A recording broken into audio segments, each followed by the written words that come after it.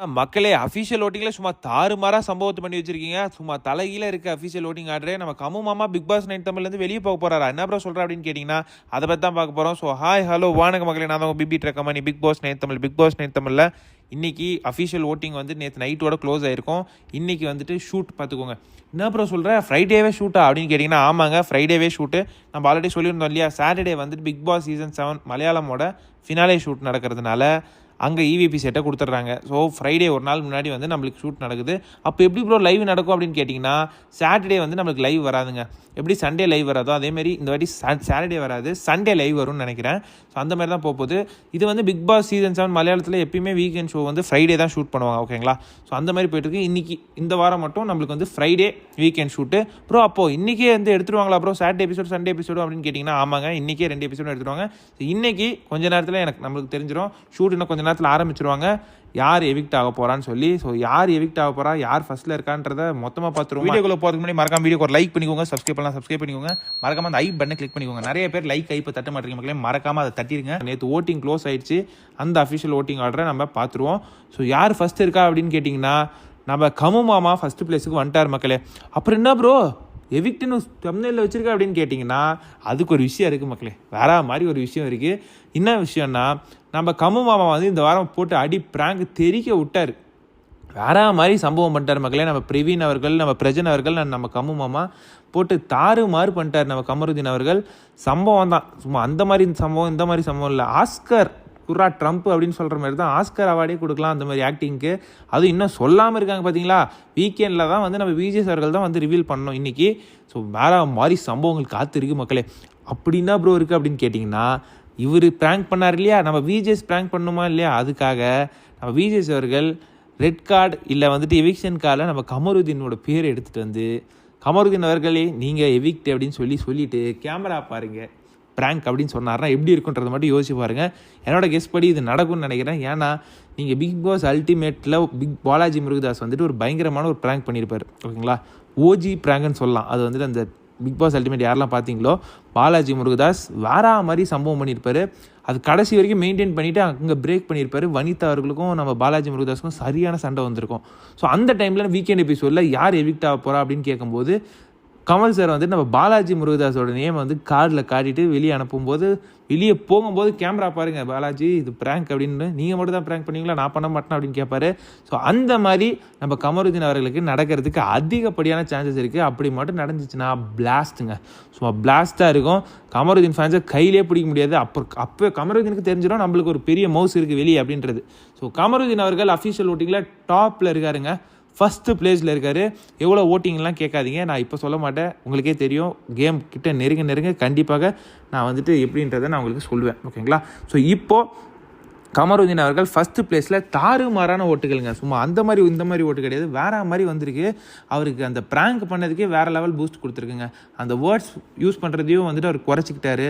அப்புறம் அந்த சுபிக்ஷா அவர்கள் கேஸ்ட்டு பேக்ரவுண்ட் பற்றிலாம் பேசினார் இல்லையா, அது எல்லாருமே வைல்ட் காட்சாக போனவங்கெல்லாம் உள்ளே போய் சொன்னதுக்கப்புறம் நேற்று நைட்டு பிரியங்கா கிட்டே நான் கண்டிப்பாக அதை அவங்கக்கிட்ட பேசி நான் வந்துட்டு சால்வ் பண்ணுறேன், நான் அந்த மீனிங்கில் சொல்லலை அப்படின்றத வந்துட்டு ரொம்ப நல்லா வந்துட்டு இது பண்ணார். அவர் மேலே மிஸ்டேக் இல்லைன்றத. ஸோ அவர் கண்டிப்பாக வேறு மாதிரி வந்து ட்ரான்ஸ்ஃபார்ம் ஆகிட்டு வராரு மக்களே. அவர் வந்துட்டு விஜய் அவர்கள் சொன்ன விஷயத்தை எல்லாத்தையும் எடுத்துக்கிட்டு வேர்ட்ஸ் யூஸ் பண்ணுறது, தவறான வேர்ட்ஸ் அப்யூஸ் பண்ணுற மாதிரி வேர்ட்ஸ் எல்லாம் குறைச்சிக்கிட்டு ரொம்ப தன்மையாக கேம் ஆடிட்டு வர்றாரு. ஸோ இதை கண்டினியூ பண்ணார்னா கண்டிப்பாக மனுஷன் ஃபைனல்ஸில் இருப்பார். வேறு மாதிரி சம்பவத்துக்கு ரெடி ஆகிட்டு இருக்காரு. ஸோ ஃபஸ்ட்டு பிளேஸில் கமருதீன் ஃபேன்ஸ்லாம் சும்மா ஜாலியாக இருங்க.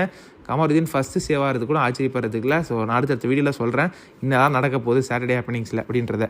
ஸோ செகண்ட் யார் இருக்கான்னு பார்த்தீங்கன்னா நம்ம கானா வினோத்துக்கு ஓட்டுக்கள் வந்துக்கிட்டே இருக்குது. எங்கே இருந்துப்பா கானா வினோத்துக்கு வருதுன்னு கேட்டிங்கன்னா, கானா வினோத்துக்கு ஒரு ஃபேன்ஸ் வந்து உருவாக்கிட்டாங்க மக்களே. வேற மாதிரி ஃபேன்ஸ் உருவாக்கிட்டாங்க. இந்த திவாகர் கானா வினோத் காம்போவில் வந்துட்டு சரியாக உருவாக்கிட்டாங்க. ஸோ கானா வினோத்துக்கு வேறு எங்கேருந்து தான் ஓட்டு வருது ப்ரோ அப்படின்ற மாதிரிலாம் வந்துட்டு நிறைய பேர் எனக்கு மெசேஜ் பண்ணுறீங்க. நானும் அது கவனிச்சேங்க. அவருக்கு வந்துட்டு அந்த கானா சைட்லேருந்து நிறையா ஆட்கள் வந்துட்டு அவருக்கு சப்போர்ட் பண்ணுறாங்க. ப்ளஸ் அந்த சைடில் இருக்கிற சென்னை மக்கள் ஆகட்டும் எல்லாருமே வந்துட்டு அவருக்கு பயங்கரமாக சப்போர்ட் பண்ணுறாங்கன்றதை நான் கேள்விப்படுறேன். ஸோ கானா வினோத்துக்கு சரியான ஓட்டுகள் அவருக்கும் வந்துட்டு இருக்குது. ஸோ கானா வினோத்துக்கும் நம்ம கமருதீனுக்கும் எவ்வளோ ஒரு ஓட் டிஃப்ரென்ஸ் அப்படின்னு கேட்டிங்கன்னா 5000 ஓட்டுகளுங்க. 5000 ஓட்டுகள் என்ன ப்ரோ சொல்கிற 5000 தானே அப்படின்னு கேட்டிங்கன்னா ஆமாங்க, வேறு மாதிரி டஃப் காம்படிஷன் போயிட்டுருக்குங்க நம்ம கமருதீன் அவர்களுக்கும் கானா வினோத்துக்கும். ஸோ சிறப்பான சம்பவம் போயிட்டுருக்குன்னு சொல்லலாம். ஸோ தேர்ட் பிளேஸில் யார் இருக்கான்னு பார்த்தீங்கன்னா நம்ம வியானா அவர்கள் இருக்காங்க. வியானா அவர்களுக்கு ஓட்டு டிராஸ்டிக்காக இன்க்ரீஸ் ஆகிருக்கு. வியானா ஃபேன்ஸு சம்பவம் மட்டும் போல இருக்கே. ஸோ வியானாக்கு வந்துட்டு டிராஸ்டிக் இன்க்ரீஸ் தெரியுதுங்க ஓட்டிங்கில். தேர்ட் பிளேஸில் வியானா அவர்கள் இருக்காங்க. ஃபோர்த் பிளேஸில் யார் இருக்கான்னு பார்த்தீங்கன்னா நம்ம விஜே பார்வதிக்கும் டிராஸ்டிக் இன்க்ரீஸுங்க. அவங்க 5th பிளேஸில் இருந்தாங்க, இப்போ வந்து 4th பிளேஸ்க்கு வந்திருக்காங்க.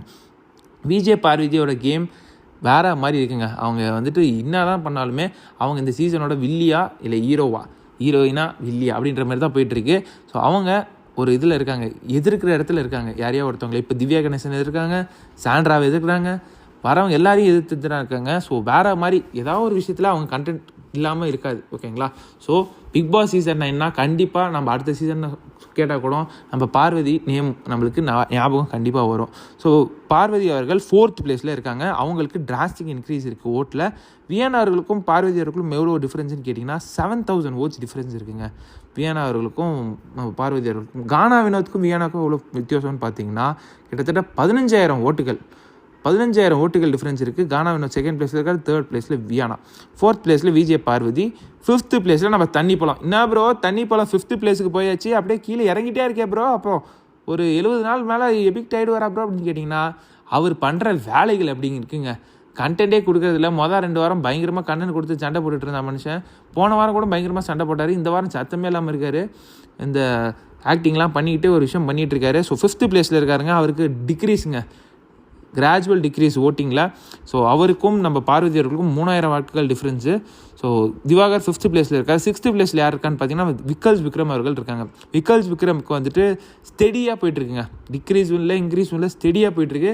அவர் வந்துட்டு இந்த வாரம் கொஞ்சம் ஸ்கோர் பண்ணாப்பில், அப்புறம் வந்துட்டு நிறைய டென்ஷன் ஆகிட்டு எனக்கு வந்துட்டு இந்த இது வந்து ரிசைன் பண்ணுற மேனேஜர்லேருந்து அப்படின்ற மாதிரிலாம் ஒன்று பண்ணார். ஆனாலும் ஸ்டெடியாக அவருக்கு வந்துட்டுருக்கு. அவர் வந்து ஃபேஸ் பண்ணுற ஃபஸ்ட்டு நாமினேஷன் இது. ஸோ ஸ்டெடியாக மக்கள்ன்றது சப்போர்ட் கொடுத்துட்ருக்காங்க. அவரோட ஃபன் அந்த விஷயங்கள், அவர் வந்து ரொம்ப ஜென்டிலாக இருக்கார், ரொம்ப எதுவுமே இதெல்லாம் காமன் கம்போஸ்டாக இருக்கார் அப்படின்றதுக்காக அவருக்கு ஓட்டு அளிக்கிறாங்க. ஸோ 7th பிளேஸில் யார் இருக்கான்னு பார்த்தீங்கன்னா நம்ம சபரி அவர்கள் இந்த வாரம் ஒரு கண்டென்ட் கொடுக்கல மக்களே, ஒன்றுமே இல்லை. அவருக்கு வர அந்த இதை கொடுத்துட்டு அந்த ஸ்டாச்சு மாரி கொடுத்துட்டு கண்டென்ட்டை பிளாக் பண்ணிடுறாருன்னு சொல்லி ஒரு இதாகி விட்டாங்க பிக் பாஸ் டீம். அவர் வேறு ரொம்ப வருத்தப்பட்டு ஒன்று பண்ணிகிட்டு இருந்தாப்புல. ஸோ 7th பிளேஸில் சபரி அவர்கள் இருக்காங்க. சபரி அவர்களுமே ஸ்டெடியாக வந்துட்டுருக்குங்க, ஓரளவு வாக்குகள் ஸ்டெடியாக வந்துட்டுருக்கு. ஸோ அடுத்த பிளேஸில் யார் இருக்கான்னு பார்த்தீங்கன்னா நம்ம கெமி அவர்கள் என்ன ப்ரோ கையில் வந்துட்டு இதாச்சு ஹாஸ்பிட்டலுக்கு கூட்டு போனாங்க, என்ன ப்ரோ திரும்பி வந்துடுவாங்கன்னு கேட்டிங்கன்னா திரும்பி வந்துடுவாங்க. இன்றைக்கி நீங்கள் அவங்கள பார்க்கலாம். கண்டிப்பாக அவங்க போனது மட்டும் தான் தெரியும், அதுக்கப்புறம் திருப்பி வந்துடுவாங்க. ஓகேங்களா? அவங்களுக்கு அந்த ஸ்கின்னில் பீல் ஆகிருக்குங்க, நிறைய வேலை செஞ்சு ஸ்கின் பீல் ஆகிட்டு ஒரு மாதிரி ஆகிடுச்சு, அவங்களால முடியல. ஸோ அதனால் ஹாஸ்பிட்டல் எடுத்து போயிட்டு ட்ரீட்மெண்ட் பண்ணிவிட்டு திருப்பி கொண்டு வந்து விட்டுட்டாங்க. So Kemy is safe, Kemy is in the game, on the game. ஓகேங்களா? ஸோ கெமிக்கும் ஓட்டுகள் வந்துக்கிட்டே இருக்குது மக்களே. ஸோ அடுத்த பிளேஸில் இருக்கவங்க எல்லாருமே டேஞ்சர் ஜோனுங்க. ஸோ 8 பேர் சொல்லிட்டேன், 8 பேர் வந்து சேஃப். கமாருதீன், கானா வினோத், வியானா, விஜே பார்வதி, திவாகர், விக்கல் சுக்ரம், சபரி, கெமி, இவங்க எல்லாருமே சேஃப். ஸோ அடுத்து 4 பேர் இருக்காங்க. இதிலேருந்து யாரா ஒருத்தர் இல்லை இருவர் போகிறதுக்கு வாய்ப்பு இருக்குது. அப்டேட் எனக்கு வந்துருச்சு, நான் அதையும் சொல்கிறேன். ஓகேங்களா? என்ன டிசைட் பண்ணி வச்சுருக்காங்க டீம்ன்றதையும் சொல்கிறேன். ஸோ அடுத்த பிளேஸில் யார் இருக்கான்னு பார்த்தீங்கன்னா 9th பிளேஸில் நம்ம துஷார் அவர்கள் இருக்கார். துஷார் அவர்களுக்கு வந்துட்டு ஓட்டுகள் வந்துட்டு இருக்குங்க, கிராஜுவல் இன்க்ரீஸ்னு சொல்லலாம். ஸோ துஷாருக்கும் கெமிக்கும் டிஃப்ரென்ஸ் வந்து வெறும் 1000 வாக்குகள் தான். ஸோ துஷாரும் நம்ம சேஃப்னு சொல்லிடலாம், ஓரளவு சேஃப்னு சொல்லிடலாம். So Tushar is also safe. அடுத்த பிளேஸில் நம்ம எஃப்ஜே இருக்கார். 10th பிளேஸில் நம்ம எஃப்ஜே அவர்கள் இருக்கார். எஃப்ஜே அவர்களுக்கு தாறுமாறான ஓட்டுகள் வந்திருக்கா அப்படின்னு கேட்டிங்கன்னா நேற்று கம்பேர் பண்ணும்போது இன்றைக்கி வந்துட்டு கண்டிப்பாக டிக்ரீஸ் ஆகிருக்கு. ஸோ நேற்று வந்து மேலே இருந்தார், இப்போ கீழே வந்திருக்காரு. எஃப்ஜே அவர்களுக்கு சேஃப்னு தான் சொல்லாங்க. எஃப்ஜே அவர்களை கண்டிப்பாக எடுக்க மாட்டாங்க. உங்களுக்கு ஏன் சொல்கிறேன்னு தெரியும். கண்டிப்பாக இந்த வாரம் அவர் போக மாட்டார்.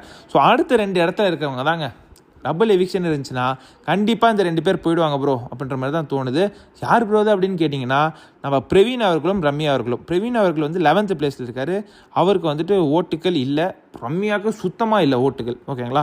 அவங்க நேத்தாச்சு மேலே இருந்தாங்க, பட் இன்றைக்கி நேற்று வந்து 10th இடத்துல இருந்தாங்க, இன்றைக்கி லாஸ்ட் இடத்துக்கு வந்துட்டாங்க ரம்யா அவர்கள்.